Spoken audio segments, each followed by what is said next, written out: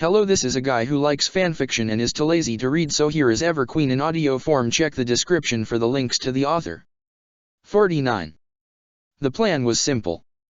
The factory they were attacking was newly built, located in a city that had until recently been part of the Pan-Pacific Empire, but had since allied with the Ethnarchy. The Emperor suspected that chaos cults were seeking to hijack the automatons that the Ethnarchy had deployed to secure their new territory, and had no intention of allowing this to occur. The ship and the army would continue their course, securing the new territory, while the Emperor and Isha would go ahead to destroy the factory and root out any chaos cults. Not that anyone knew Isha was going along. The Emperor had already constructed an illusion of her in the ship's labs and was cloaking their presence as they moved through the city, projecting the image of a simple, ordinary man for himself, but erasing her presence even as she walked at his side. Isha didn't particularly mind. This was her first time walking among ordinary humans, and it was strange. The city they were in was ruled poorly. The streets were dirty and ill-maintained. There were stacks of garbage rising high into the sky on every street corner. Slums filled with homeless people were everywhere. The air was gray and thick with pollution and the stench of disease. Most people were walking around in gas masks to breathe, and those who weren't were beggars, weeping on the street and asking for help from those who rushed by, ignoring the beggars' pleas for help. Not even out of malice. Isha could sense the guilt and empathy in the heart of many of those who passed the beggars by, but they ignored them nevertheless, unable to put the needs of others over their own, forcing themselves to be apathetic. I need every scrap of money to pay the doctor. The beggars are probably just gathering money for a gang. I wish I could help them, but I have to look out for my family. Isha heard every rationalization and more, pity stirring in her heart for them all. But in the end, it was the poor and abandoned who needed her help most of all. She reached out, subtly adjusting their immune systems to make them hardier, clearing away diseases and damage, ensuring they wouldn't need to eat for a few days. It wasn't nearly enough, but she would do more once the chaos cults were dealt with. She turned to the Emperor. The Guardian had exchanged the guise of the Golden King for the appearance of an ordinary man with pale skin and brown hair and ragged gray clothes, but the burning golden light below his skin was obvious as ever to her. I agree, she said quietly. This city is the perfect place for a Nergalite cult to rule, keeping the populace miserable, turning it into a toxic pit. Indeed, the Emperor replied. And the city has been like this for a long time. I doubt the cults had to exert but the bare minimum of effort to corrupt the ruling oligarchs.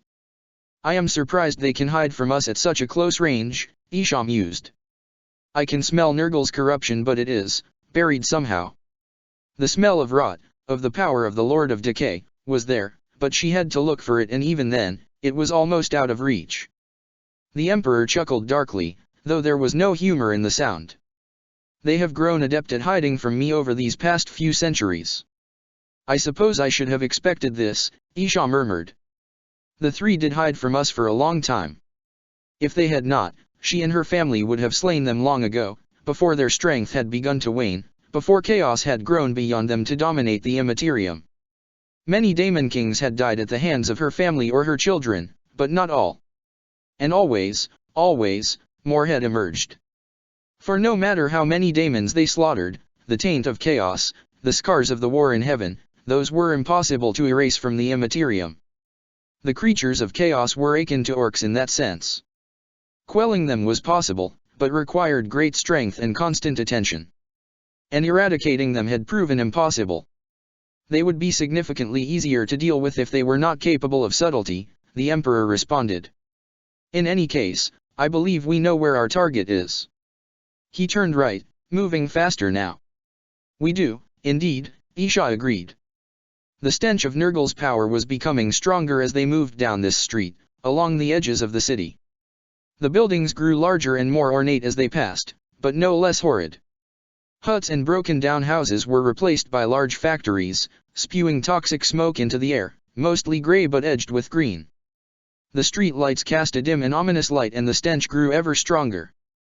And as they walked, there were fewer and fewer people on the streets, until there were none at all. None of these factories was their target, however.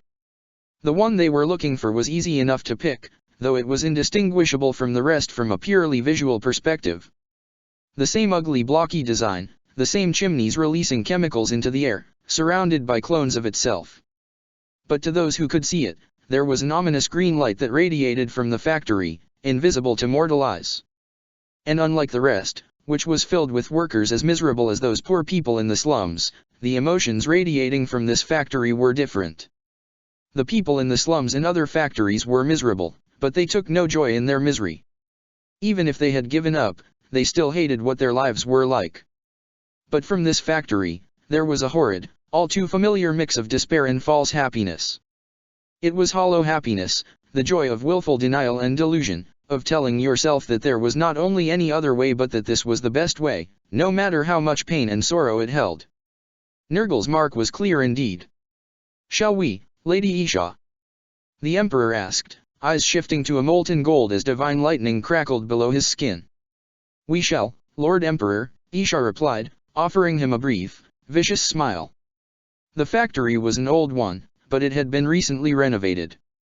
Though it looked the same as ever from the outside, the forces of the ethnarchy had reinforced it, automatons laboring to build defenses, reinforce the structures, and create more of themselves. And, of course, the cult of the grandfather had laid their strongest wards over the factory, to make sure no one could destroy it. Against two incarnate gods, all these defenses failed. The cultists inside screamed in shock and terror as a thunderbolt tore through the factory, the burning presence of the Emperor making them recoil. No one outside the factory noticed. An illusion crafted by Isha and the Emperor in conjunction held, concealing the battle within. Towering steel soldiers unleashed bioweapons enhanced by sorcery upon the attackers, and the cultists called upon their powers to unleash spells that would have inflicted a slow, painful death on anyone else, rotting them from the inside out. It was all futile, the Emperor and Isha briefly separating as they cut a swathe through the cultists. Flowers bloomed below Isha's feet as she strode through the factory. The cultists were warped by their corruption, bloated masses of pus and disease, but she cleansed them with a wave of her hand, restoring their humanity. And at last, she found the chief cultist, hiding behind a legion of machine soldiers and lesser cultists. He was the most hideous of them all, his flesh rotten and bloated, and yet his skeleton was somehow visible underneath it, glowing eerily. Pus oozed from his oars and his eyes were a sickly yellow. He was as close to a daemon as mortals could become without actually becoming one, Nergal's claws far deeper in him than in any of the others. His eyes widened when he saw Isha, and he raised a hand, as if mustering a spell, but a sharp glare from Isha froze him in place as her will pressed down upon him. "I see you, child," Isha said, the weight of her gaze freeing the sorcerer in place, as he fell to his knees, trembling. "The lies you have been fed, the despair that has consumed you.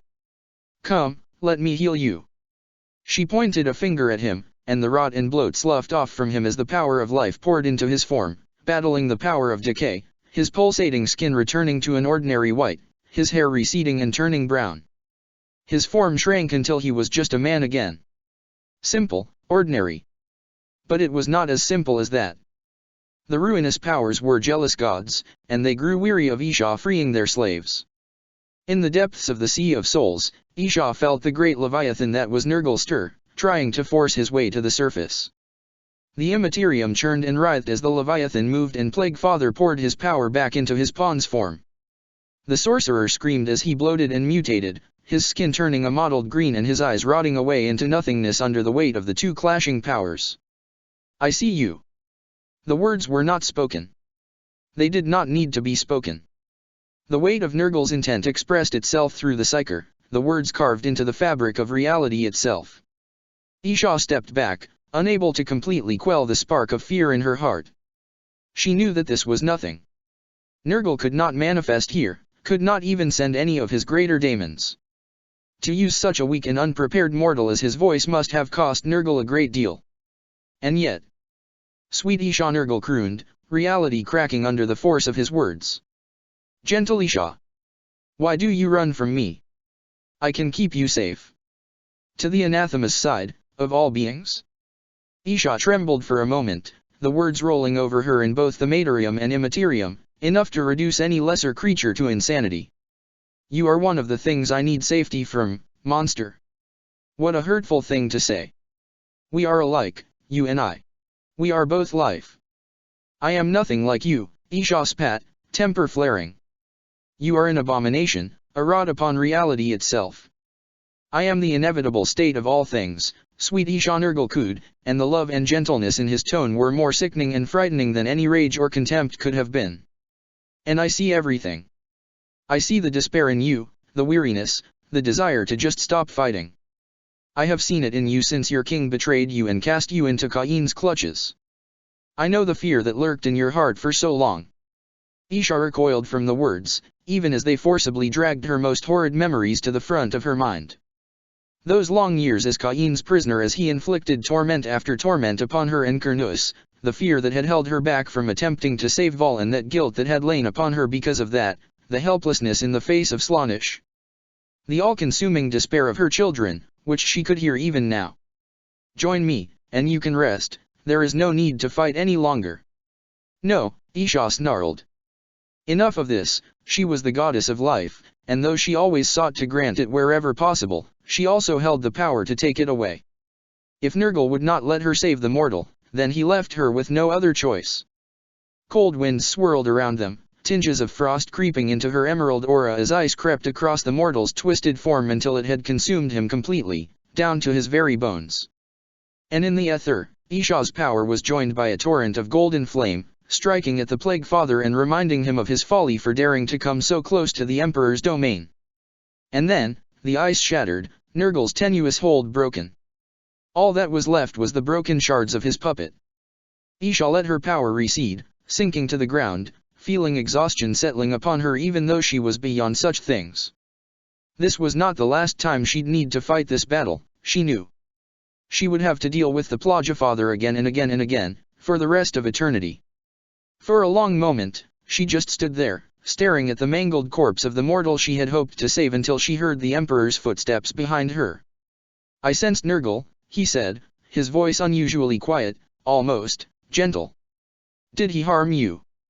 A glance should have told him that she was fine, but Isha appreciated the effort. No, she said softly. I was not expecting that. Foolish of me, I suppose. The ruinous powers never took it well when I gifted their slaves with freedom. Indeed, the Emperor murmured, stopping next to her as he peered at the corpse. Do you think this might happen again? I doubt it, Isha said, forcing her gaze away from the corpse to the Emperor. This was an attack of opportunity. I was outside your fortress, I sought to directly wrench a soul from Nurgle's grasp. Arrogant of her.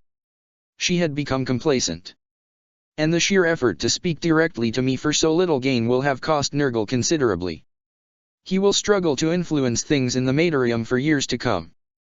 True, the Emperor acknowledged, waving a hand and causing the corpse to erupt into golden flames.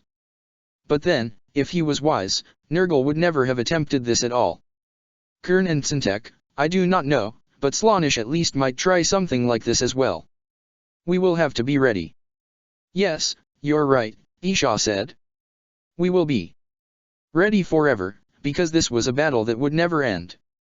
The sound of creaking footsteps came from behind, and both Isha and the Emperor turned to see another squadron of steel soldiers marching towards them. How convenient.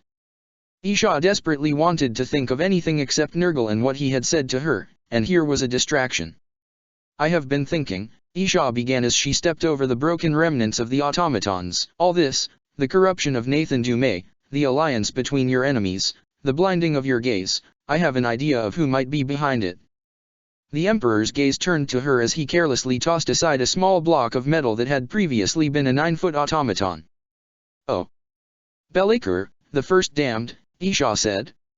He is one of the very few daemon princes of chaos that could pose a threat to you, and if he could capture me or sabotage your plans or even both at the same time, he may regain the favor of the ruinous powers.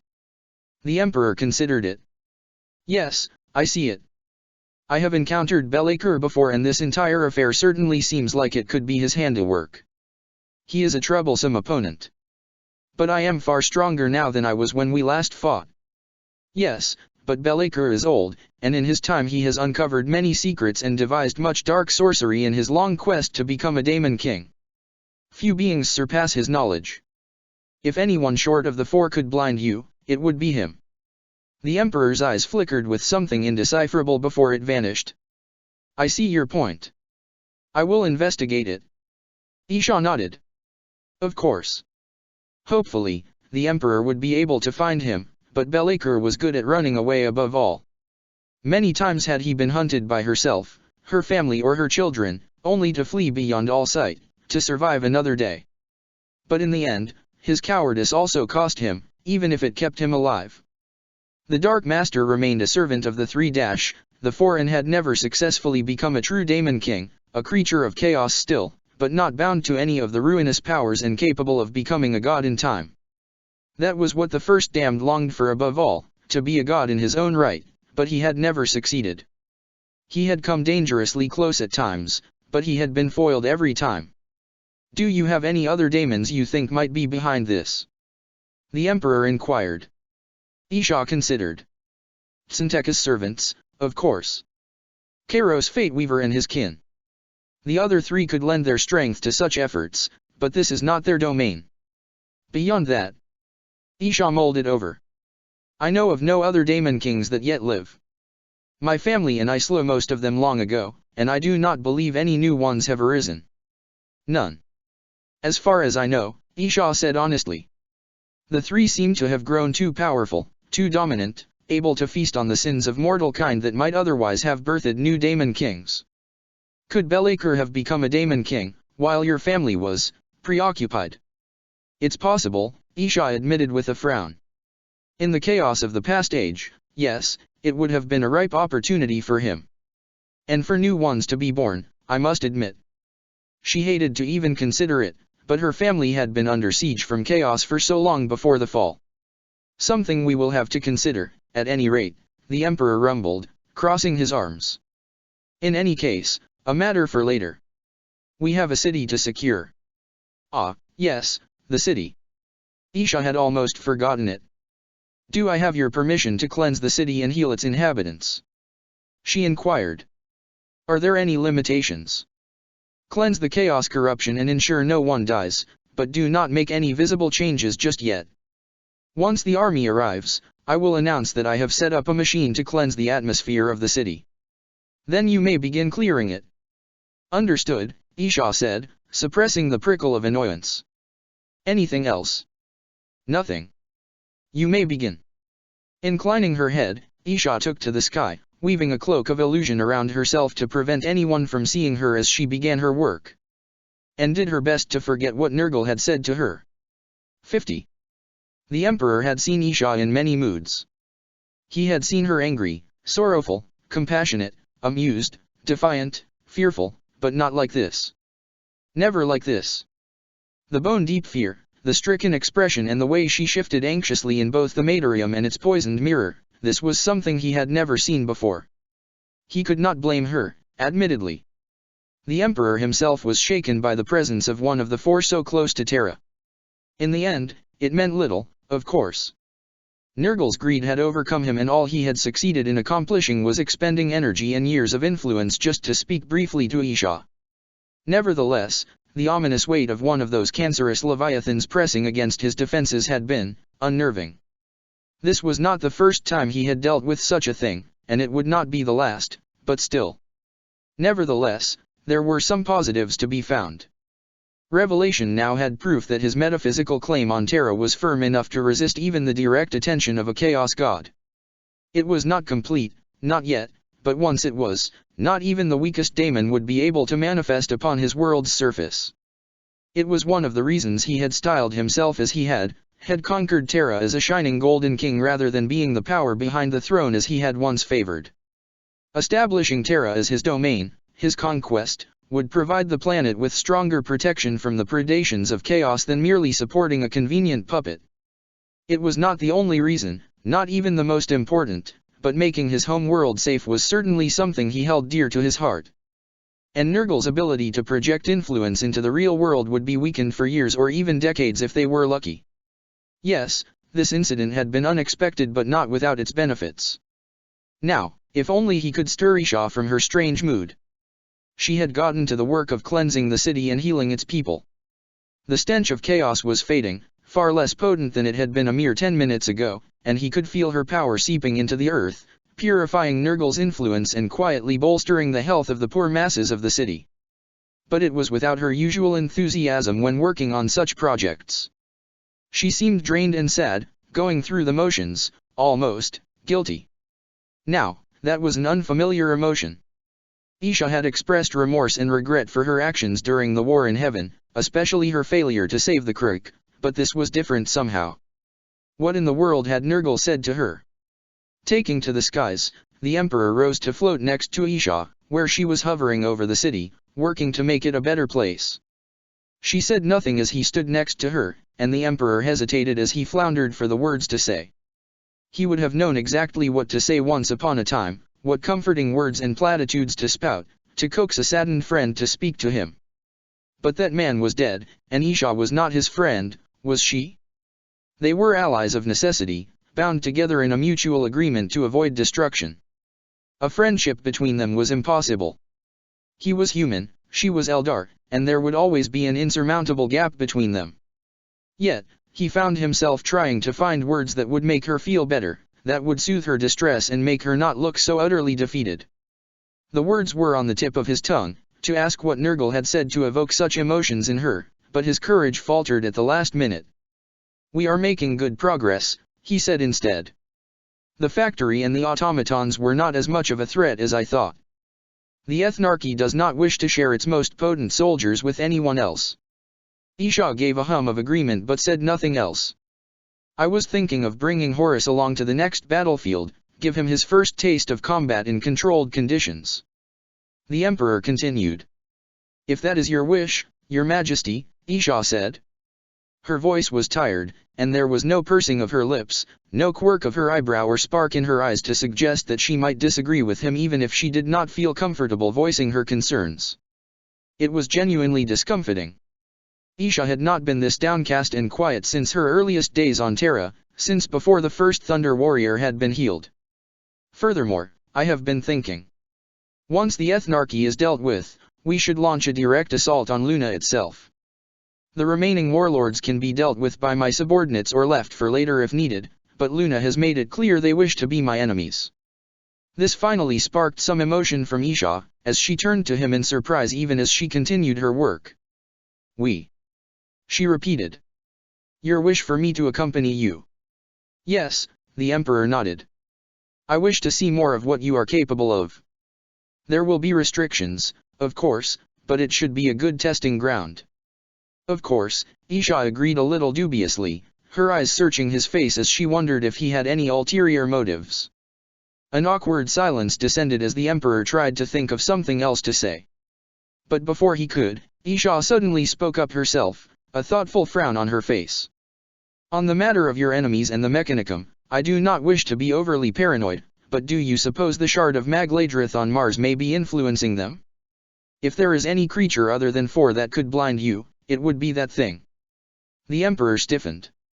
Isha had mentioned before that she and her family had seen his battle with the dragon, but this was the first time she had spoken of the creature itself. He turned his words over in her mind. "It should not be," he said finally. "I fully repaired its prison when I defeated it, and I checked upon it not 2 centuries ago. And I am far stronger and more skilled than I was when I confronted it the first time." "That is good," Isha said quietly. "That is good."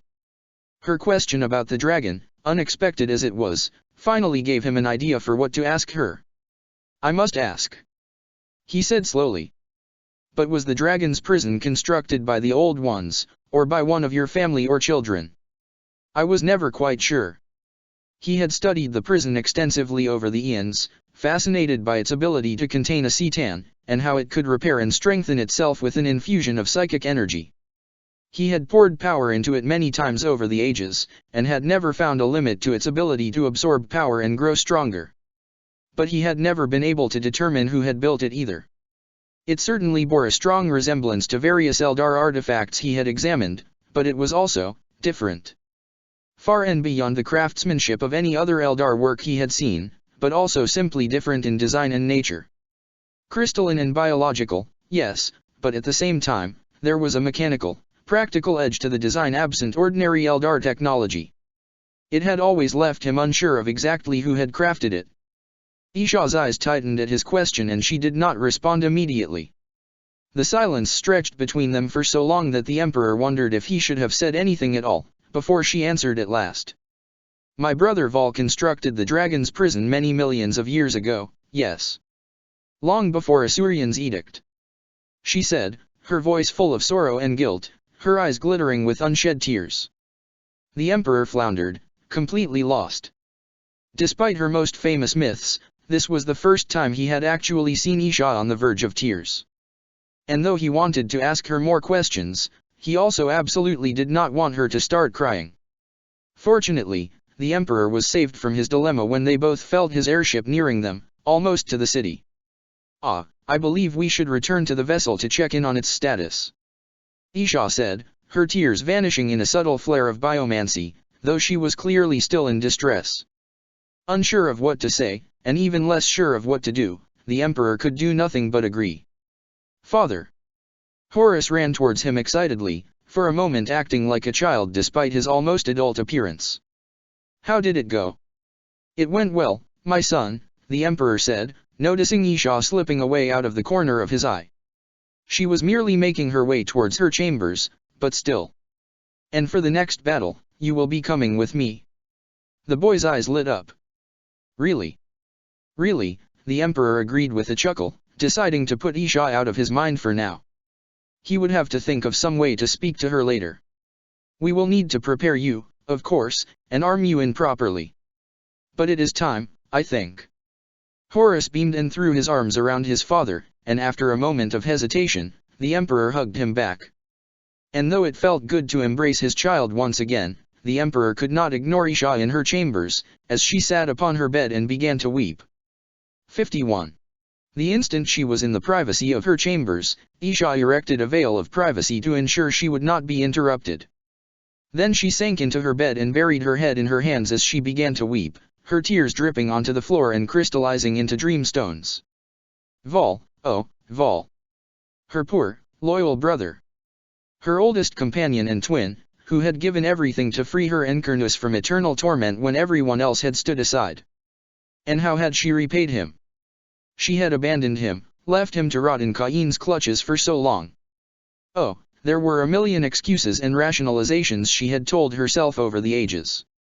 There was nothing she could do, she lacked the power to defy Asuryan and Cain. The only thing that trying to free Vol would accomplish was seeing herself imprisoned once more. The backlash of any attempt to free her brother would have harmed not just her but also Kurnus and Liliath. They might even be true. But none of them changed the fact that she had abandoned Vol to an eternity of agony and suffering. She was Isha, goddess of family, goddess of rebels. But she had betrayed her family, and she had never dared to truly rebel for fear of reprisal. Goddess of cowardice, goddess of tears, goddess of helplessness, perhaps those were more appropriate titles for her. And the rest of what Nergal had said cut deeply as well. How was she going to defeat chaos? Was there any way she could? She wasn't even certain she would ever be able to build a proper alliance with the Emperor, and even if she did, how were they going to defeat the ruinous powers? Their conceptual advantages only went so far, they wouldn't be enough to overcome the sheer power that the four wielded. Not to mention her own weakness to Slaanesh. Against a few minor daemons, it might not matter much, but against a cadre of greater daemons? Or the exalted? If the Emperor was not there to protect her, then she would fall, without a doubt. In the end, Isha could not see a future for herself where she was ever truly free and triumphant. At best, she was going to be the Emperor's servant for the rest of eternity, nothing more than an aide to the man fighting an endless war. At worst, she would be captured by chaos, and suffer forever. This was why Nergal wanted her so badly, she supposed. He had seen the despair in her heart, that she had tried to bury and ignore for so long, and it attracted him. Damn him. Damn him for doing this to her, for pulling all her fears and regrets to the surface. What was she going to do? For several minutes, Isha simply stayed there, weeping uncontrollably into her hands, until she was interrupted by an awkward knock on her door. Isha's head snapped up, staring at the door. It was the Emperor, she realized with a start. She had known the veil would not conceal anything from him, but she had also not thought he would interrupt her. Some new problem had arisen, perhaps. Or perhaps he wanted her to get back to work on healing the city. Rising to her feet, Isha erased all traces of her grief, conjuring a wraith bone chest with a wave of her hand and directing the dream stones into it. Opening the door once she had sealed the chest and shoved it into a corner of the room, she managed a smile as best as she could as the Emperor. "Your Majesty. Is there anything you require?" The Emperor said, his tone almost awkward, his eyes searching her face. "I just wanted to ask, how are you feeling?" For a moment, Isha was genuinely surprised, but she quickly masked it. No doubt the Emperor was merely concerned whether or not she would be able to fulfill her tasks. "I am well," she said smoothly. "Forgive my brief moment of weakness, Nurgle, startled me." "Are you certain?" he asked, watching her closely. "It is acceptable if you are feeling unwell." "I am fine," Isha assured him, feeling uncomfortable. She wasn't sure if his concern was genuine or merely a front, but in any case, she was not ready to discuss her turmoil and guilt with the Emperor. Searching for a way to change the subject, Isha remembered their previous conversation. It would still bring up painful memories, but ones less so than discussing her breakdown. Yes, I remember you wanted to know about the prison that Vol built on Mars for the Shard of the Void Dragon." The Emperor's eyes flickered with interest. "Yes," he said quickly, leaning forward. "What led to the construction of the prison?" "Why here, in the solar system?" "How did the shard escape the Necrons?" "Of the last question, I am not certain," Isha admitted, crossing her arms. "We wondered often, but we were never sure where exactly it came from. Did it escape from a tomb world caught in the crossfire of our wars with the Crook? Or the Rangdan? Did it escape on its own? Did it simply flee and avoid capture by the Necrons when the Cetan were first shattered? We could never determine the truth of the matter." The Emperor frowned. "Fair enough, I suppose.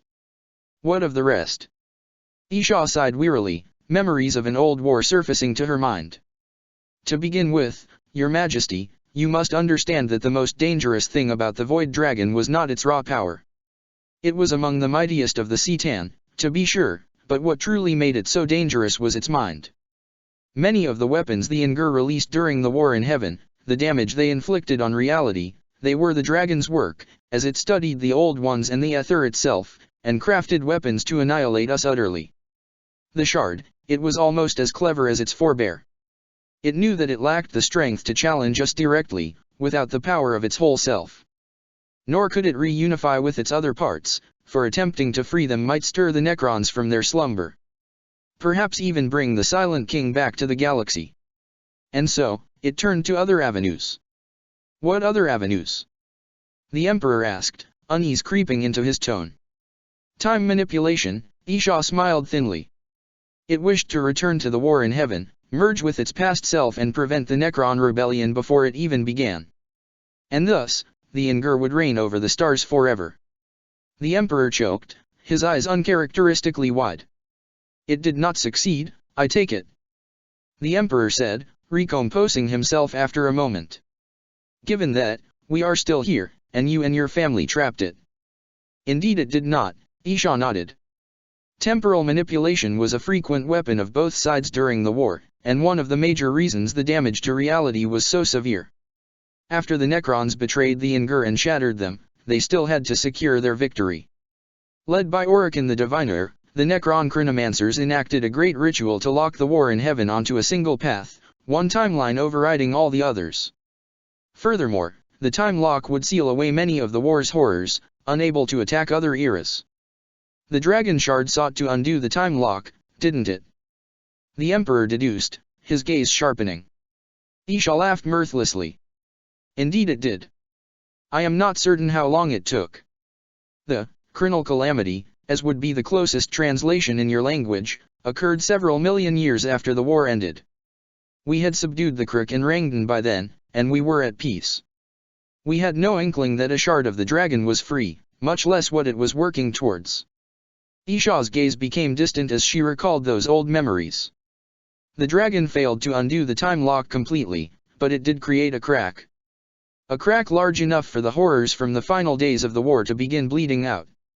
The dragon forged, the tyrant stars, the enslaver plague, and worst of all, the other timelines attempting to reassert themselves, fragments and echoes of abominations that never were yet could have been emerging from the cracks. She shuddered at the memories of reality itself writhing and breaking and screaming. It was the worst catastrophe the galaxy had seen since the Crook. We defeated the monsters and repaired the lock with the aid of Everqueen, but the cost was tremendous. My children were shattered, our pantheon had been winnowed once again, and new daemon kings ran rampant once more, spawned by the fresh turmoil in the warp. It took us a long time to rebuild once more, nearly as long as it had taken after the war itself. And in the aftermath, Vol located the dragon shard and subdued it, before imprisoning it upon Mars. As for why this planet? Isha smiled a little wryly. This was tens of millions of years ago, Your Majesty. Vol selected Mars simply because it was out of the way, distant from any galactic civilization and with no sentient races nearby. Here, no one was likely to stumble upon it, and if it did, he had alert systems in place. For several moments, there was silence, as the Emperor absorbed her explanation, visibly mulling it over. I see, he said finally. You have given me much to think about. It is frightening to consider what a mere shard is truly capable of, and I am more relieved than ever that I successfully imprisoned it once more in my youth. As are we all, Isha inclined her head. You saved the galaxy that day, Your Majesty. My family and I could not intervene because of Asurian's edict, and my children were utterly lost in their own hedonism. Perhaps the Necrons might have intervened, but that cannot be certain. The galaxy would not have survived another chronal calamity if the shard had escaped to try and open the time lock once more. Yes, the Emperor said, rubbing a hand across his face. Has anyone else ever attempted such a thing? The Chaos Gods? The Necrons themselves? To my knowledge, no. I do not believe the ruinous powers even possess the knowledge to attempt an opening of the time lock. Perhaps Tsianch alone might, but if he does, he has never been quite so foolish. The Necrons, if any of the Chronomancers dared, they would not survive long. Everqueen the Diviner has no tolerance for such fools. You know him well? The Emperor asked, his eyebrows rising. In a way, Isha acknowledged, frowning at the memory of the arrogant Chronomancer. He has both ally and enemy to us over the ages. To say I know him well would be an exaggeration, but I am certain he has no desire to see such a thing happen again and would never permit any of his inferiors to do so. None of the other Necrons can match his mastery of time. They would never succeed in any such efforts before he caught them. The Emperor nodded slowly. That is good, I suppose. Still, the idea that it is even possible is troubling, to say the least. Isha smiled sardonically. There are many such troubling possibilities in the galaxy, Your Majesty. As much as I wish there were not. At least she had distracted him from his inquiries about her breakdown. In any case, unless you have any further questions, I should return to work on healing the city, Your Majesty. Ah, yes, you should. The Emperor said. I have made the announcement to the city in any case, so you may do as you please. If you wish to distribute food and medicines to the populace, speak to Juno, she will handle it. Understood. The Emperor watched Isha fly back towards the city from the deck of his vessel, his gaze pensive. The knowledge she had confided him in was the answer to many questions he had thought he would never see answered. They also raised other, more troubling questions, for the Emperor knew of at least one other entity, an old enemy, who might have the knowledge and ability to crack upon the time lock. The Emperor could only hope that his old enemy, like Tsianch, would know better than to even try. But all that aside, it had not escaped his notice that Isha had sought to distract him from her pain by telling him all this. He had allowed it because he had not known what else to say, what might bring her comfort instead of making her feel worse. But even now, seeing Isha utterly defeated, in tears as her despair overwhelmed her, it was a truly disconcerting image. He would have liked to say his concern was rooted solely in how this might impact Isha's effectiveness in aiding him, but that would be a lie, wouldn't it? And he wasn't sure how to feel about that. 52. Horace Lupercal was a genius. Every tutor assigned to him was astounded at his swift and instinctive grasp of every subject laid before him. His insight surpassed those decades older and more experienced than he. Books that would have taken ordinary men and women years to understand were learned in mere hours. The young Primarch thrived at any subject he put his mind to, but anything that bored him was ignored. Strategy and tactics, martial arts, and weaponry, the history and politics of the Imperium, these were all subjects he devoured with a rapacious hunger and demanded more, demanding a long succession of tutors as each of them seemed to run out of things to teach him sooner or later. Everyone agreed, the boy had inherited his father's genius. He would have been the perfect student, if only he paid attention to all his lessons. When it came to mathematics, engineering, administration, or the deeper history and politics unrelated to the Imperium and the Emperor, Horace was uninterested. Instead of applying his mind to these lessons, he seemed to take a perverse delight in tormenting his teachers instead, seeing how much he could test their patience. Even those of his tutors in the subjects he enjoyed were not immune to his tests. More than one of his teachers had been driven to breakdowns by his lack of respect in tests. Only his mentors in the arts of warfare, several of the most distinguished and elite members of the Legio Custodes, could claim that he had never made them burst into tears. The boy's mischief was an endless source of both amusement and frustration for the imperial palace. And the emperor seemed disinclined to rein him in at all. "He's just a boy," the Lord of Terra had been heard to remark. "Been here only a year. Let him enjoy himself, he'll learn in due time." To disagree with the emperor was treason, of course, but that did not change the fact that the young Horace was difficult to deal with. For now, however, Horace was free of his lessons and eager to get his first taste of combat on Terra. And for this, the emperor had chosen the city of Talos. Horace would not be leading the assault, of course. Not yet. But he was most certainly in the thick of it. The air was filled with the sounds of both bolter fire and heavy rain, the battle raging at the same time as the storm, punctuated by claps of thunder. The ground was thick with mud and blood, and people were dying everywhere. Horace Lupercal loved it.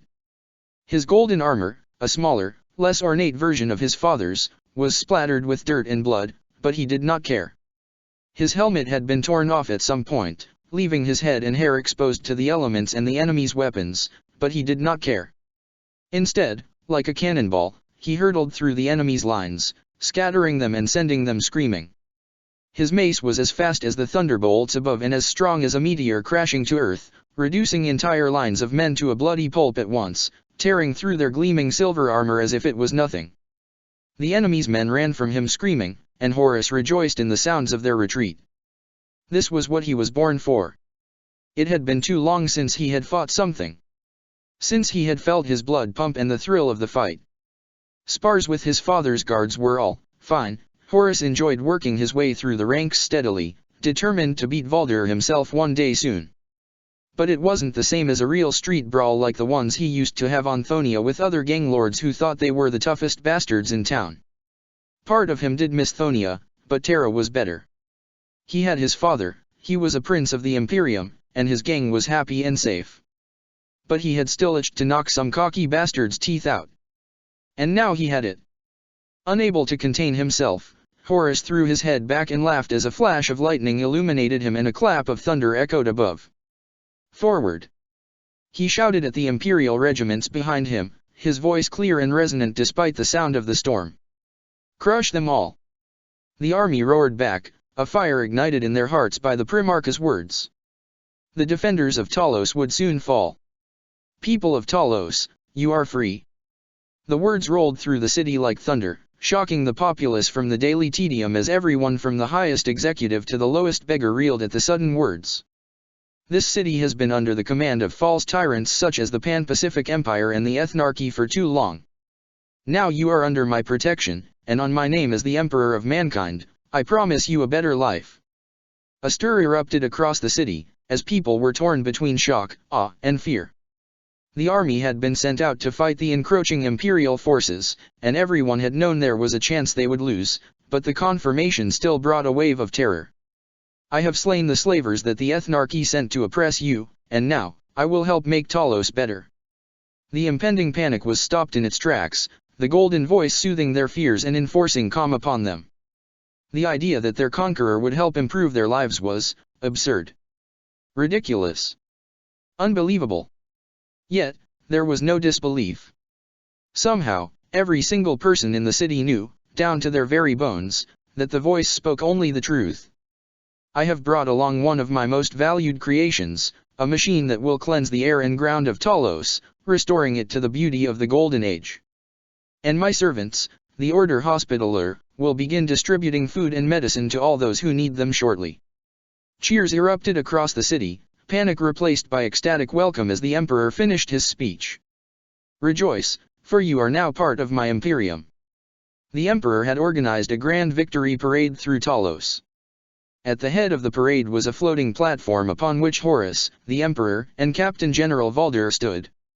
And following them was a gleaming honor guard of a custodian shield host, and behind them, 1,000 Imperial soldiers clad in mismatched but colorful armor and weaponry, the sounds of their footsteps shaking the ground as people stood on the streets and cheered for their conquering heroes. For the Emperor. For the Imperium. For the Emperor dash. Or rather, just for his father. Would he ever be able to just make an entire city of people love him with a short speech?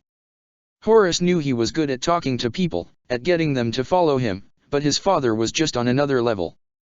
He couldn't have imagined people he had just conquered greeting him so happily before today, and yet, here he was.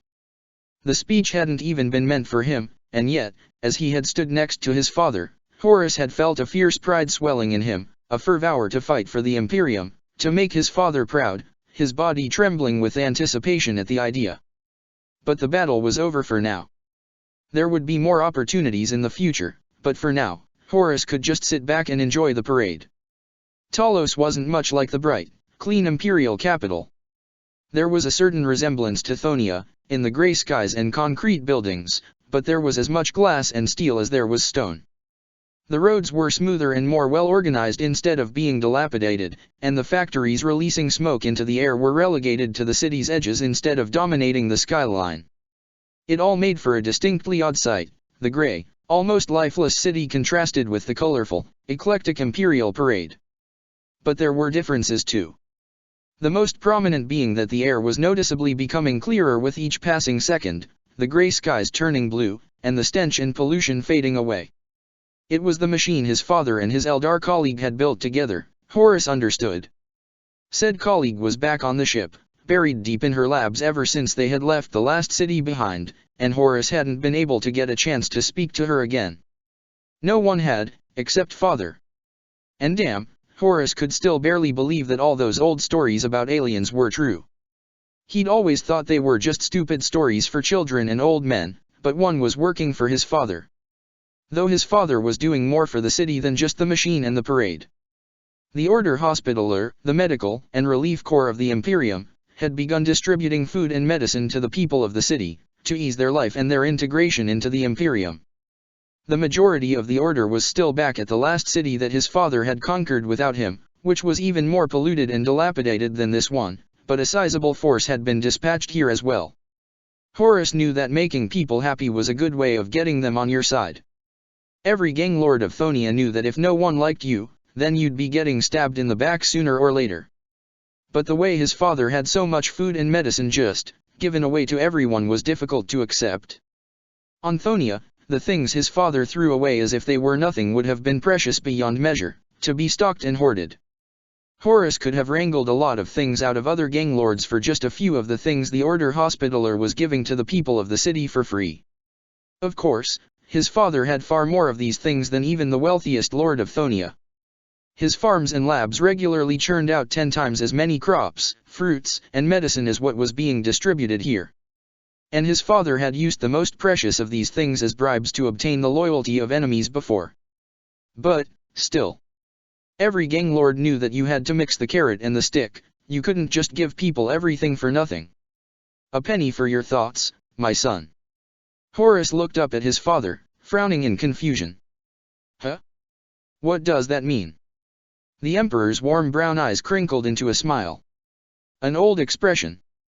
A very old expression. But very simply, I am asking what you seem to be in such deep thoughts about. Oh, Horus muttered. I was just thinking about the Order Hospitaller. What exactly about them? The Emperor asked, arching one regal eyebrow. Just Horus hesitated. Giving away so much stuff to the people for free. I know you have lots more and that it makes the people happy, but dash. It is not the way you know things to be, the Emperor finished with a nod. Things were not like this on Terra either, my son. Not until recently. I have only had the resources to distribute medicine and food so freely over the last decade or so, and the Order Hospitaller is the youngest of the Imperium's institutions. But they are a vital part of it nevertheless. But wouldn't it be better to only give them those things for a price or on a condition? Horus asked. What if they just take it and turn on you? The Emperor rubbed his chin absently. A valid question. However, something you must remember, Horus, is that as a ruler it is always best to be both loved and feared. These people, they already know to fear me. They have heard tales of the Imperium, and I have destroyed their leadership in a day. But fear alone is not enough. It never has been, because pure fear eventually turns to hate. They must also love me, and above all, they must not hate me. They could take what I offer them and rebel afterwards, it is true. But why would they? I have given them ample evidence of both my ability to crush their dissent and my generosity towards my subjects. And that combination of love and fear will be far more effective than only the latter could ever be. What his father said made sense, and yet, it remained strange and foreign to him all the same. But maybe it didn't have to. Can I go with one of the Hospitaller squads on their relief mission, father? Horus ventured. I want to see what they do. The Emperor seemed taken aback for a moment before smiling. Of course, son. I'll see to it immediately. Thanks. Horus beamed. Maybe he could get what his father meant better, after doing this. And maybe Lady Isha would agree to speak to him and answer more of his questions after this, as well. 53. Isha stood on the tip of a tower atop the Emperor's battle station, her eyes fixed on the deck below, a veil of illusion around her to ensure no one would see her. Horus had returned from his first battle and looked every inch at a miniature version of his father in his golden armor. His dark hair billowed in the wind, and his teeth sparkled in the sunlight as he roared and cheered alongside the rest of the soldiers, the Emperor standing behind with a warm, proud smile. It seemed the boy has done well. Unsurprising, given how strong he was. He was raw, inexperienced, and had a long way to go, but he was strong. The Emperor had done superb work in crafting him, building a demigod in the image of the ancient heroes of old. Physically, once Horus fully matured, it would take nothing less than a greater daemon to kill him. His body could endure incredible amounts of trauma, and heal from almost anything, and the inlaid genetic memory of the Emperor's martial skills would ensure he was a warrior almost without equal. Spiritually, the boy was not merely human. The Emperor had crafted his soul with clear, painstaking precision, shaping it according to his needs. Such demigods were not unprecedented. To take a mortal and imbue them with your power, not merely as a chosen, but so that they were considered your children, was an old practice, even older than the war in heaven. Isha herself had blessed and empowered avatars of her own before the old ones had come for her children, the Everqueens, who had been called her daughters. Asurian had as well. Direct avatars had become less common once the old ones bestowed upon them the ability to incarnate at will in defiance of the veil, but demigods had still been made. Eldinesh and Oldhange were the most well-remembered among her children, blessed as they had been by the entire pantheon, but they had not been the only ones. Within Horus lay the potential to rival the greatest heroes of old, if he could achieve it. The Emperor did not seem to have taken a particularly firm hand in his training yet, nor teaching him to develop his psychic abilities, but Isha supposed it was simply a matter of time. Still, the stories of demigods were almost inevitably stories of tragedy. The power they were blessed with, the great destinies that awaited them, the enemies that their blessing earned them, even for those who did not break under the pressure were doomed to a life of woe and tragedy. For the boy's sake, for the Emperor's sake, for humanity's sake, Isha hoped his story would not be a tragic one. Not like her own. Later that day, Isha was still perched atop the tower, though now she had a romance novel in hand, idly flipping through it. There was no other work to be done, for she had already crafted antidotes to every new bioweapon found on this campaign, and terraformed every region they had conquered. Until they left this city behind and resumed the campaign, there was nothing for her to do and she needed something to keep herself occupied. The romance novels were silly, but they made her smile, and helped her ignore the dark thoughts that had clawed at her mind since the encounter with Nurgle. As she flipped the book open to a new chapter, the Emperor appeared next to her, floating in the air. "Feeling bored, are we?" he asked, looking amused as he nodded to the way she was balanced atop a narrow spire in a feat of agility and balance impossible for humans, and mildly difficult even by the standards of her children. Isha shrugged. "I can only spend so much time inside my chambers or the labs, Your Majesty," she replied, snapping the book shut, noting the page number for later. "Fair enough," he replied with a chuckle. He was still clad in that enormous golden armor and long cape, though his sword was missing, resplendent against the dim light of the evening sun. The Emperor's armor was far from the most ornate regalia that Isha had seen in her long life. At the same time, she couldn't help but wonder what in the world the screaming faces on the knees were for. But that was a question for later, as the Emperor's face took on a more serious expression. "I have been considering something," he began. "You have given me much knowledge outside the bounds of our agreement without asking for anything in return, including answers to questions I had long given up on finding. Thus, I feel compelled to reciprocate in kind. You may ask me one question, and whatever it is, I will answer you truthfully." Isha eyed the Emperor suspiciously for a moment, baffled. Where was this coming from? What had provoked it? Did the Emperor want something?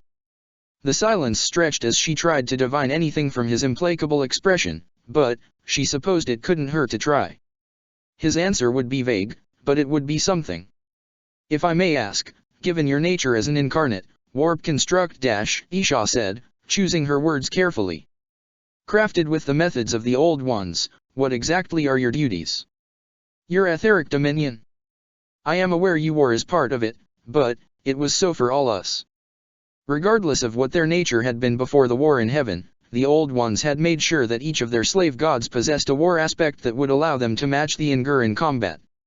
Isha watched the Emperor closely, expecting a negative response immediately, after which he would either storm off or order her back to her chambers, but to her surprise, he did not become angry or change his mind. His eyes tightened for a moment, but then he let out a long sigh. "A fair question. Very well." Isha's eyebrows rose, her surprise deepening. Was the Emperor really going to answer her question? "The elements of my etheric dominion beyond war are simple. My mortal creators, the shamans of Terra, desired a protector. A being that could shield the souls of humanity from the dangers of chaos. And with the aid of the last of the old ones, they did so. My sphere is souls, the souls of the living, the souls of the dead.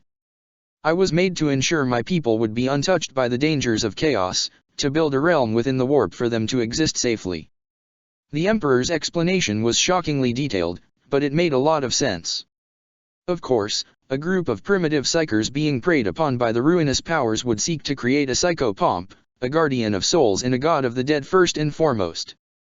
It neatly explained his intrinsic ability to repel chaos, to oppose it in a similar, if not identical way, to how she herself did.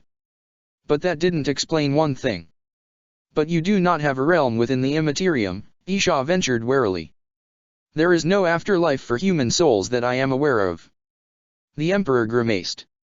I was foolish," he admitted quietly, looking off into the distance at where the sun would have been, if not hidden by the dense clouds of the gathering storm. "After my thousands of years as an ordinary human, I did not wish to take up my duties. The ruinous powers were a danger, but I was reluctant to create an afterlife, to decide what made a human soul worthy or unworthy. Reluctant to act as a god," Isha translated mentally. "I thought that it was best if I simply prevented the chaos gods from preying on human souls, otherwise allowing them to fade into the warp. I was arrogant and reckless and irresponsible." The Emperor cut himself off, his hands trembling with shame and anger. After he had regained control of himself, he continued. "By the time I realized my mistake, it was too late. And so here we are." "Here we are," Isha echoed softly. "I intend to correct my mistake in time," the Emperor said eventually, after several minutes of silence. "But it will take time and preparation." "Of course," Isha said quietly, pausing briefly before deciding she might as well seize the momentum. "The primarches, they are externalized aspects of your etheric dominion, are they not? The Emperor nodded, seemingly relieved at the change of subject. In a sense. I did not create them as extensions of myself, rather I created them as vessels that could mantle parts of my dominion, and invested them with that power once I had refined them enough. Closer to daemon princes than greater daemons, then. Still, it was fascinating. It is a little strange to see, I must admit, Isha admitted. Externalizing our aspects as such it is possible, but it is not our way. I do not mean that as a criticism, Isha added hastily, not wanting to undo any progress. Simply that for my family and I, we simply shifted between aspects, as it was. The Emperor leaned forward, his curiosity undeniable. But that would cause conflicts between aspects, would it not? Similar to an affliction amongst humans, multiple personality disorder. Sometimes, Isha acknowledged. But we were usually able to remain in harmony fairly well, and our core aspect was able to maintain dominance, to avoid changing and becoming something else. It was something the old ones had done, to ensure that the trauma of her children would not drive their gods mad in turn. Isha was usually glad for it, for the ability to choose who and what she could be. Especially in the age after the Sundering, where she might otherwise have fallen and become the dark and cruel patron the pleasure cults wished for. But it was not always for the best. Cain, if Cain the Avenger had been the war god's dominant aspect rather than Cain the murderer, then the galaxy might be a better place. Yet, Cain had chosen to remain a blood-soaked murderer, relishing in the thrill of slaughter and conquest, refusing to let go of the past. To him, the war in heaven had been the most glorious part of his existence, and everything else after a disappointment. The decision of the rest of the pantheon to choose peace and embrace their gentler aspects was a cowardly mistake. But there was no point in dwelling on what-ifs. They had all made their choices, and they would have to live with them. I see, the Emperor said thoughtfully, rubbing his chin. In that case dash. And then they felt it. The sea of souls rippled, and a vision flashed through both of their minds at once. In the void of stars, the fabric of reality trembled as a great gate opened and a gleaming, crystalline ship emerged from the hidden realm below reality. The ship was beautiful, but it was battered and ragged, and the souls within shone with fear, despair, and the tiniest spark of hope. At the heart of the vessel were the last embers of a once mighty flame, and far below it was a fragment of divinity, burning crimson still. A craft world. A vessel filled with the souls of her children. Not the pleasure cultists, but the desperate and the afraid, who had fled the dominion as Slaanish's birth approached. Isha reeled as the vision ended. The ship was not in Seoul yet. But it was close. It would only be a matter of days before it arrived at the edge of the solar system. Her children had heard her, and they had come looking. But even so, Isha felt cold dread clutch her heart. She had not expected this. Her children should not have been able to find her. Their divination arts should have needed decades or even centuries of work to reform given the current nature of the immaterium, and the grasp Slaanish had on their souls. Never mind that they would also have to pierce the protections around Terra, and find her in the shadow of the blazing star that was the Emperor. Isha had never intended them to come looking for her, only to send them what comfort she could. But they were coming, and as Isha looked at the Emperor, she felt a chill crawl down her spine as his eyes became fixed upon her, all openness and humor gone. The sky above had suddenly gone dark, the sun obscured by thick storm clouds. You sent your children a message somehow. His voice and face were flat and emotionless, yet his aura was blazing, golden lightning crackling in his eyes. And they used that to track you. Here, to my home. Isha swallowed as she tensed, preparing to fight for her life as she felt the Emperor loom over her in the immaterium as he had not done since her earliest years on Terra. Yes, she rasped, as the rain began to fall, each drop of water like a bullet. The Emperor stared at her with unblinking golden eyes that burned like an inferno in the darkness of the storm. Thunder rumbled and lightning flashed as Isha waited for his judgment. And far away, craft world Yandon continued to sail through the sea of stars towards an uncertain fate. 54. As Yandon emerged from the webway and back into reality, and the stars became visible once more from the Fleet Master's tower, Melendry let out a sigh of relief. They were almost there. Terra was not far, now. Just one star system away. It had been a long, hard journey. dealing with orc raiders, human pirates, and even those damned pleasure cultists who refused to stop after the cataclysm. With the shadow of a dark god hovering over their souls, and the fragment of the bloody-handed one buried below them. But they were close, now. Their mother, if she still lived, was almost within reach. The memory of that whisper, of that love, Melendry's heart ached. She needed it, Iyanden needed it. Hope, salvation, if only. Don't get too excited. Her pragmatic side warned her, in the voice of old teachers and lost friends. There's still a way to go. Yes, there were many obstacles still in their path. Melendry had been to Terra before, but that had been thousands of years ago, before the kin strife between the Monkey and their soulless iron servants, before the humans had gone utterly mad in their pursuit of ascension. Before her people had dimmed the galaxy. Whispers of the nightmare that the cradle of humanity had become had echoed across the galaxy in these dark times, of the monsters that now ruled the ruins of a once great empire. And that wasn't even considering, whatever the golden presence upon Terra was, the one whose burning light was enough to obscure their mother, or whatever remained of her. If they could get through the hell that Soul had become, if they could get to Terra, if they could find her. If. Turning away from the window, Melendry looked back to her command chambers and grimaced at the sight of them. Her younger self would have wept at the sight of her once immaculate chambers, now neglected and poorly kept. The artifacts she had traded with other craft worlds and from various lesser civilizations were covered in dust, the crystal walls of her chamber were dull, and the small song tree she had cultivated for centuries was almost dead and always silent, no longer producing any music. She should clean them, but there just never seemed to be enough time. Perhaps later. For now, there was a council meeting to tend to. With a thought, the left wall of her chambers split in half, exposing the room to the open air outside. Melendry leapt out, the wall sealing itself behind her, and as she fell through the air, she called her skiff to her. The skiff came flying through the air, and Melendry landed on it gracefully, willing the vessel towards her destination. Iyanden was, not doing well, but it at least seemed to have come alive a little more. As she flew, Melendry could see more people below, more people outside and actually working to repair and rebuild the damage to the craft world, to their lives. The news that they were searching for Mother Isha had ignited a kind of desperate hope in the hearts of the people, restoring some spark of life to her home. Though that was not the only reason, they had encountered and absorbed a few other, smaller ships of refugees from the Dominion over the last few years of their travel. Mostly only small, ragged ships in a single craft world, smaller than Iyanden, but enough to bolster their numbers, and increase their defenses. There was tension, of course. Nevertheless, Melendry was glad to encounter more sane survivors and connect with them on better terms than the bitter encounter with Lugganath.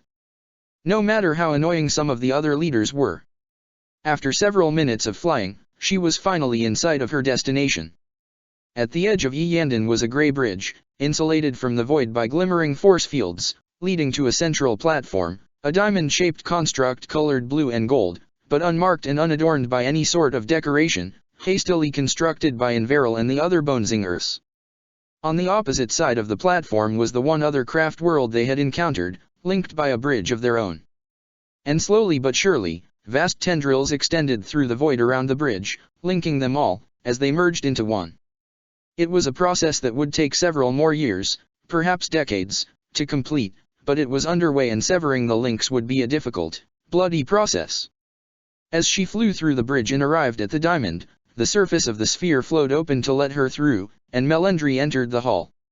Everyone else was already present. Inveril, her closest friend and advisor, greeted her with a nod and a smile. Dreamspinner, looking as disheveled and drunken as ever, was lounging in his chair and not so much as sparing her a glance. Fleet Master Silversoul, greetings. Melendry forced a smile. Lord Cadaith. Good to see you. My apologies for my lateness. Cadaith was of average height for an Eldari, but he made up for it with the archaic blue and bronze armor he wore. From the gleaming bronze mask in the shape of a face known on every world of the Dominion, to the flowing cape that looked as though it had been cut from the fabric of the void, glittering stars, and all, and the long, gleaming spear clutched in his hand, Cadaith was every inch old Hange come to life again. It is of no consequence, Fleet Master. The burdens of leadership are wearying, even for souls of noble birth such as ourselves. He was utterly ridiculous. Of course, Melendry said, trying not to grit her teeth. Shall we begin? Melendry had never paid much attention to those of the Dominion who revived the outdated traditions of aristocracy and bloodlines, styling themselves as nobility as a way to stave off the ennui that had settled over the Eldar civilization. It was all rather ridiculous in her opinion, truth be told. The House of Oldhange was especially silly because, at this point, it would be difficult to find a single Eldar who did not have the blood of both the twin kings in their veins. Eldanesh and Oldhange had been born shortly after the War in Heaven, after all, and had reincarnated many times across the ages until the former's soul had been shattered by Cain, and the latter's decision to leave life behind forever. The idea of some special family descended from Oldhange, his heirs by blood, was utterly nonsensical. But Cadaith and his house were leaders of the other craft world of Eldari survivors, having managed to turn themselves into true rulers in the aftermath of the fall, and so Melendry had to put up with him. As she settled into her seat at the round table, the meeting began. So, Fleet Master, how long until we can rescue our mother from the Monkey Hell world? Cadaith asked, leaning forward eagerly. Melendry suppressed her instinctive sarcastic response, and the leader of one of the other vessels leaned forward. Do not be so eager to jump into peril, Cadaith, Cernala said gruffly, leaning back in her chair. Cernala had been Yandin's primary military commander over the last few thousand years as their Psychometon troops were steadily whittled away and they had been forced to begin sending Eldar into combat. A scarred and pragmatic warrior, Melendry appreciated her presence far more than that of the self-proclaimed heir of Oldhange. The human home world is a place of terror and horror, and it will be difficult to get through it. Cadaith puffed up indignantly. I have no fear of these primitives. I will not cower while our mother needs us. We do not even know where our mother is, Dreamspinner observed sardonically. Never mind what dangers lie in our path. But if you want to get yourself killed like a fool, you're free to do so, Cadaith. Just leave the rest of us out of it. Cadaith huffed angrily, and Melendry intervened before a fight could begin. We are close, she said quickly before he could reply. Once we are at the edge of the Sol system, I will send in scouts before we send any large force in. Inveril has prepared a few of the remaining Psychometons for the mission. Can we afford to risk our few remaining Psychometons like that? Cernala asked, her features creasing in a frown, making the scar across her face inflicted by an orc claw even more prominent. If we are attacked again. We do not have much choice, Melendry said, shrugging helplessly. Either we send in the Psychometons or we risk the lives of actual Eldar. We will have to do so in any case, but we should at least minimize the casualties.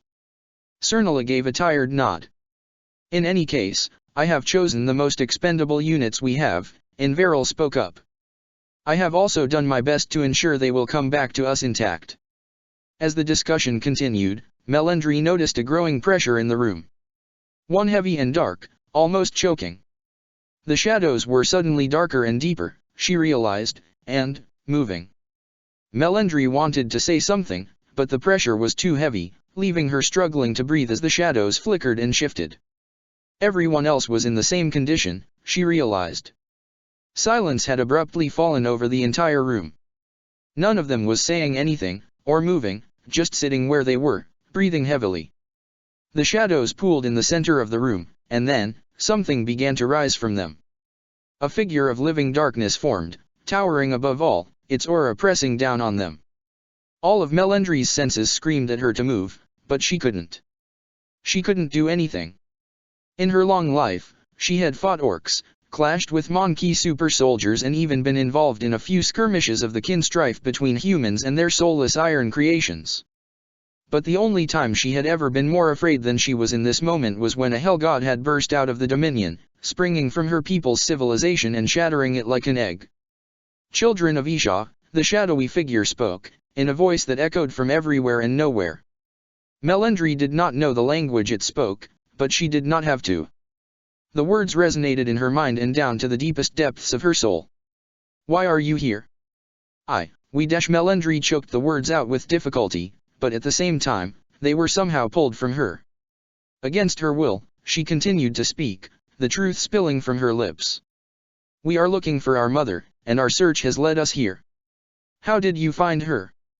The flame of Asurian, dream spinner gritted out, clearly under the same invisible force as Melendry. Beads of sweat decorated his face, and it was obvious he was trying to resist, but he was still unable to help himself from revealing even their most sacred secrets. An ember of it survived. Just enough for us to use it to find her. I see. Melendry felt the flames before she saw them.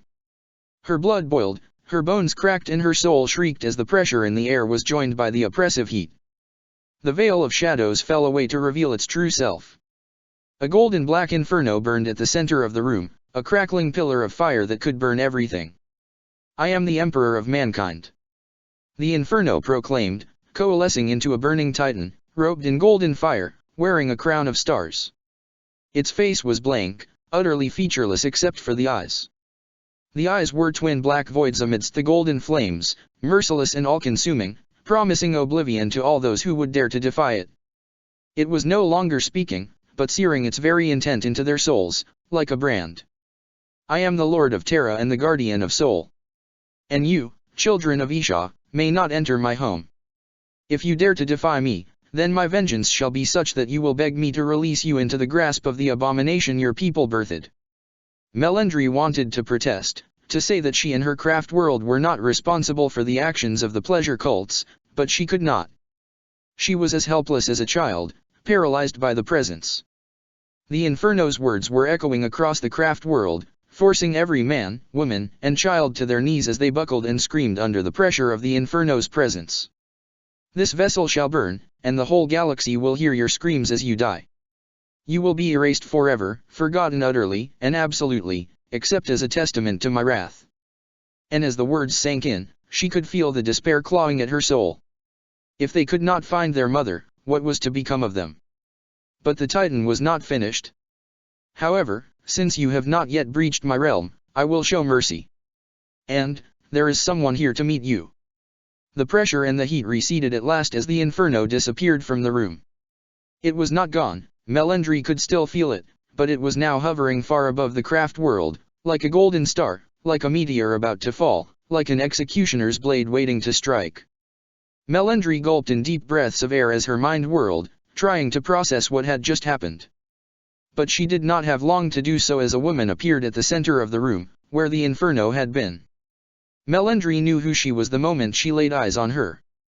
Every Yildari in the room did, and in that one moment, the golden inferno was almost forgotten.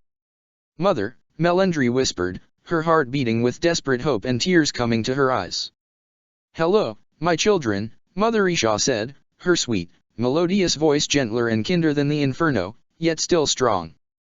Her presence was radiant and kind, loving, and soothing, and for a single moment, it overshadowed all other things. The shadow of the devourer over their souls, the presence of the golden titan, the whispers of the crimson shard. For one beautiful moment, everything was perfect. It is good to see you again. As Isha's children crowded around her, weeping, clutching at her, Isha allowed her aura to remain unbound for the first time in years, blanketing the entire craft world with all the love and warmth she could muster. She was still angry, yes. Her family had been murdered, her children had destroyed themselves through their own folly, but those of her children here were scared and frightened, needing comfort and mercy first and foremost. There would be time for anger and discipline later, and in any case, the Emperor had done enough of that.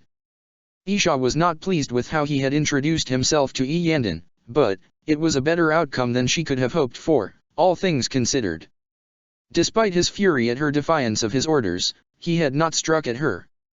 Despite his disdain for her children, he had not struck at them either, even if he had scared them to death.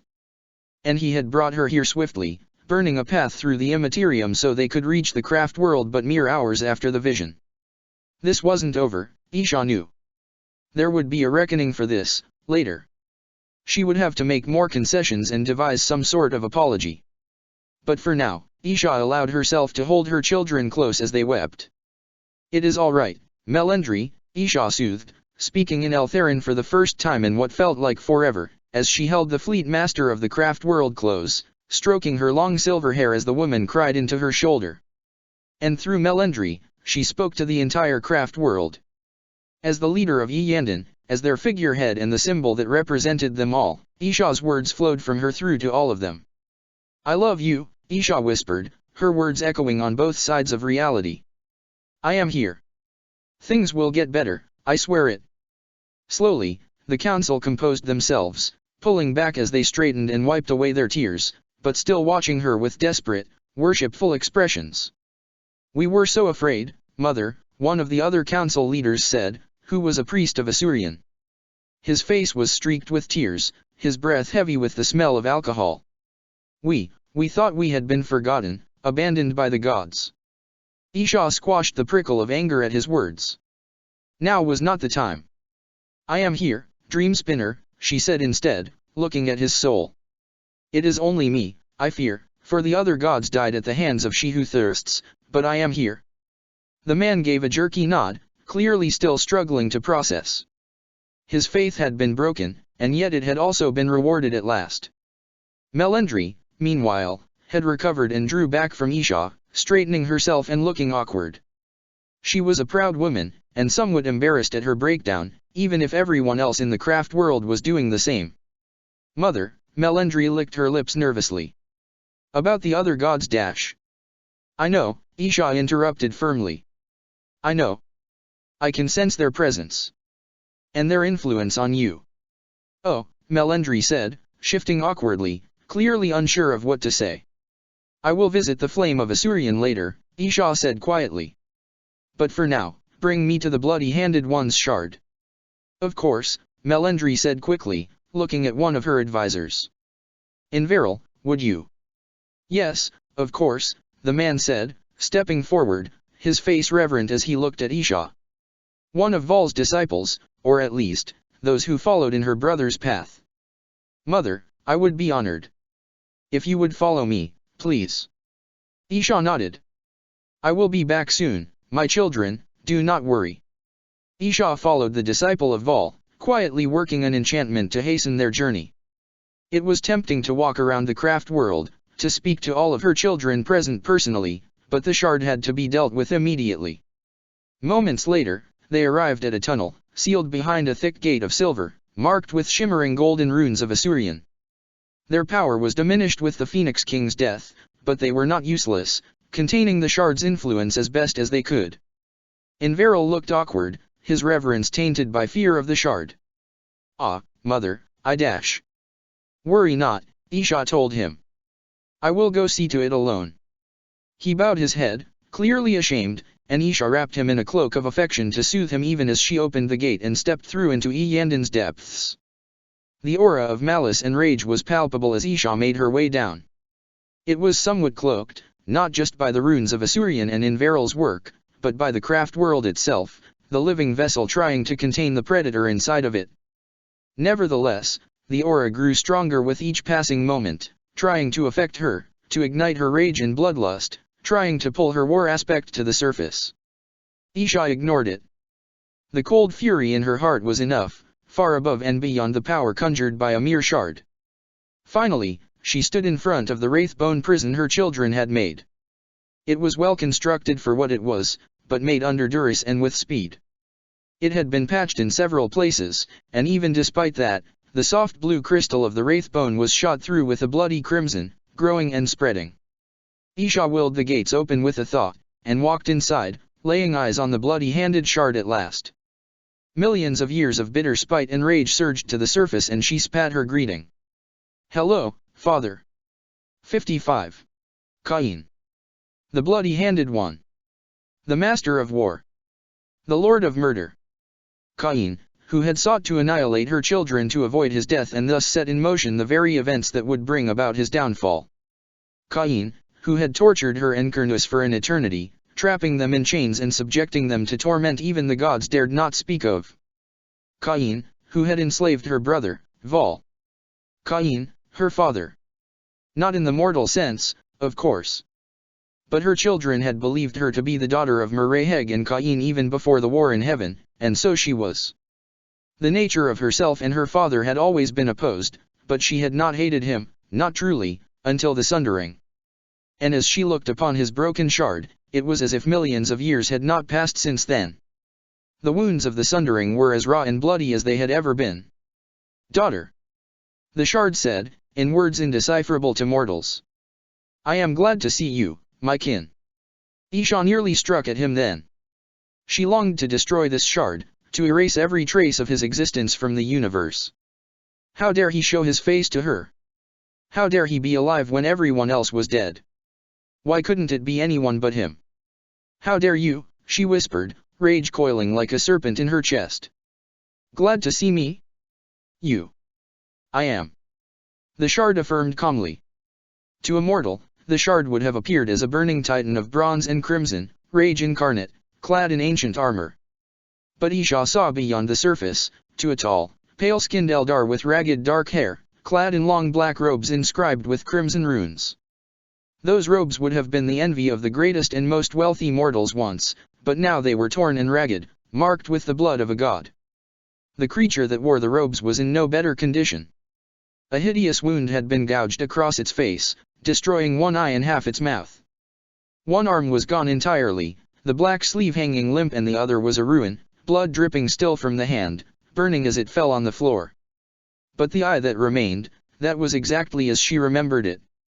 A void of infinite darkness, absent utterly of anything resembling light or mercy. This was a shard of her father's aspect as the Reaper of Souls. The Ender of Worlds. Death. "It has been too long since we have spoken properly, daughter of mine," the shard continued. "You have avoided me for many ages." The aspect of Cain that Isha had always found most difficult to deal with. It was always difficult to speak to her father, but it was easier when he was aggressive and callous, rough and furious. But Cain the Reaper was always serene in his rage and malice, and thus infinitely more difficult to deal with. "We had nothing to speak of," she hissed at the shard. "Perhaps. But that has changed. Our kin are all dead, and now it is you and I alone who remain." "And whose fault is that?" Isha spat. "Who was it that set in motion the events that would allow Liliatha's prophecy to come to pass?" "Mine," the shard acknowledged, infuriating in its calm, unfazed by her anger despite its weakness. "But the fact remains, you and I are all that remain of our kin. And you need my help." "Your help?" Isha demanded, incensed. "Why would I ever need you? You tortured me and my husband, you enslaved my brother, and your pride and selfishness are the reason my family is dead. To slay the abomination. You have grown lax over the ages since the war, daughter. But I am still Cain. If you heal and restore me, then I will slay the monstrosity that your children birthed." "I will never heal you," Isha snarled.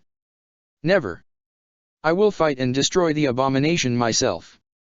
The shard paused for a moment, examining Isha closely. "I see." "See what?" The shard was smiling now, revealing ruined, blood-stained black teeth. "I see the rage in your heart, daughter. You have suppressed it, but it is there. I can see the thirst for blood and vengeance in you." The shard laughed. "You are my daughter after all, no matter how much you may wish to deny it. You may very well kill the abomination by yourself, but only if you embrace that." Isha's eyes flashed, her hands trembling at the shard's words. The hate in her heart could no longer be contained, and so she let it pour out. The shard had no time to speak before it was battered by the storm of icy winds her rage had become, cold enough to freeze the very stars, before her grief wrapped around it in chains, crystallizing into ice as dark and deep as the void, unbreakable even by the fragment of a god. As she stood there in the frozen chamber, Isha wondered what it was she had been looking for when she came in here. Why had she let the shard speak instead of trapping it immediately?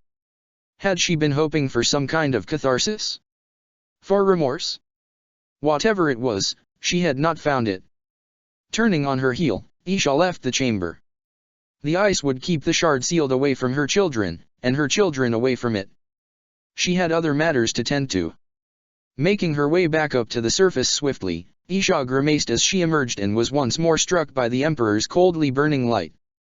Her children had fled inside their buildings, hiding from the wrathful star hovering over their home, and she could feel the palpable aura of fear that hung over the entire craft world, even as it was mingled with the hope of her return. Her children were happy to see her, but they were also afraid, confused at what had come with her. "Mother!" Inveril asked. The Bonesinger was pale as he braced himself against a wall for support, sweat making his hair stick to his scalp as he breathed heavily, but he still attempted to straighten at her appearance. There is no need, Isha said as he tried to bow, placing a hand on his shoulder to relieve some of the stress, quietly sending out a wave of her love across the craft world to mitigate the Emperor's presence. You need not worry about the shard of the bloody-handed one any longer, I have dealt with it. Despite his visible exhaustion, a burden seemed to lift from Inveril's shoulders at the moment. Thank you, Mother, he whispered. Thank you. Go, tell the council the news, Isha told him. What will you do, Mother? Inveril asked, swinging from relief to fear in a moment, clearly afraid she was about to leave. I am not going anywhere, she told him reassuringly. I will rejoin you all shortly, I simply need to speak to the Emperor first. Is it safe? Inveril asked, his eyes shifting nervously yet unable to look at the false sun above, the light too hot and harsh even for an Eldar. He will not harm me, Isha said, with more confidence than she felt. But the Emperor had not struck at her when the vision first came, and she did not think he would do so now. Now, go. Before Inveril could protest any further, Isha rose into the air, flying towards the Emperor. Even as she went, she sent waves of soothing love across the craft world as much as she could, but there was a limit to how much she could do. The Emperor's power surpassed hers, and she could not shield them from the effect of his influence entirely. No, the only way this was going to end was if she talked him down. As she approached the burning star, the flames swirled and crackled in response, preventing her from getting too close. What do you want? I need you to stop scaring my children. Isha answered, responding in kind to the way he was speaking, not with words, but with thought, with intent. No. This is unnecessary. Isha argued. You have already made your point, and they are afraid of you. Please, stop. Their conversation would have been impossible for any observers to understand, nor should they have even attempted to do so. This was the language of the gods, their every gesture was the movement of a planet, every word the birth of a newborn star. They spoke not in mere mortal words, but through pure concepts and ideas, engraving their will upon the fabric of reality. Any mortal who tried to comprehend their talk would have had their mind shattered if they were lucky. No. Even if one of those wills was incredibly petulant. These people are not a threat to you. Isha reiterated. They are refugees, the tattered remnants of mere trade vessels. Yandon would never even be able to breach the many horrors that infest your solar system, much less be able to fight against you. Your people are legendary for their arrogance. I must make my point clear. The Emperor's obstinacy was annoying, but at least he was responding in full sentences now. Look at the craft world. Truly look at it. Do you think they are arrogant, or do you think they are afraid? I can feel their fear and despair, can't you? Yes. The Emperor conceded, though he was clearly reluctant. But that means nothing. The moment I leave, all their fear will fade. Your children spawned a chaos god, their arrogance knows no bounds. These are not pleasure cultists. Isha said, exasperated. You know this. They pose no threat to you or your people. The Emperor said nothing, simply remaining as he was. Isha sighed. This wasn't really about Yandon, she knew. This was about her, and the fact that she had dared to breach the Emperor's trust, even in this small, harmless way. She would not pretend at remorse. The Emperor would know she was lying, and she did not regret offering comfort and love to her children when they so desperately needed it. But she did need to appease the Emperor. What would you ask of me? She asked heavily. What do I need to do so that you will stop this? The Emperor was silent for several long minutes as Isha waited anxiously for a response, praying he would not ask for anything too terrible. At last, he responded. Wraithbone. Teach me exactly how to make it. Of course. I also require clone Thunder Warriors. Since you have insisted that Space Marines are a risk to produce, I require other soldiers to fill in the gap. 100,000 clones, fully grown, by this year's end. Isha recoiled at the request. It was on the tip of her tongue to say no, but then she heard a prayer. Mama, please save us, Please make the monster go away. It was the prayer of a child, too young to truly understand what was going on, only to be afraid and repeat the prayers of the adults around him. Very well. Furthermore, I will require you to conquer one target for me. You will not hold back, you will not show unnecessary mercy or compassion, you will subjugate it, and if they refuse to kneel, you will annihilate them. If you breach any of these terms, your children will pay the price. Am I clear? A heavy weight settled upon her shoulders, but Isha bowed her head. I understand. Good. The light faded away, until there was no longer a star in front of her, only the Emperor. But his eyes were still molten gold and cold fury was apparent in every line of his face. There will be other terms, but we can discuss those when we return to Terra. The Emperor said, speaking verbally at last. You may go. With those words, the Emperor vanished. He was not gone, Isha could feel him in the warp, clashing with the daemons that dared approach him, sending thousands to a true death. But he was out of sight of her children for now, at least. Sighing in exhaustion, Isha started floating back down to the ground.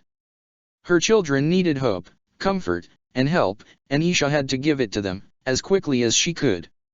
And prepare contingencies to ensure they would survive without her if the Emperor, if the worst came to pass. Check the description for the links to the author.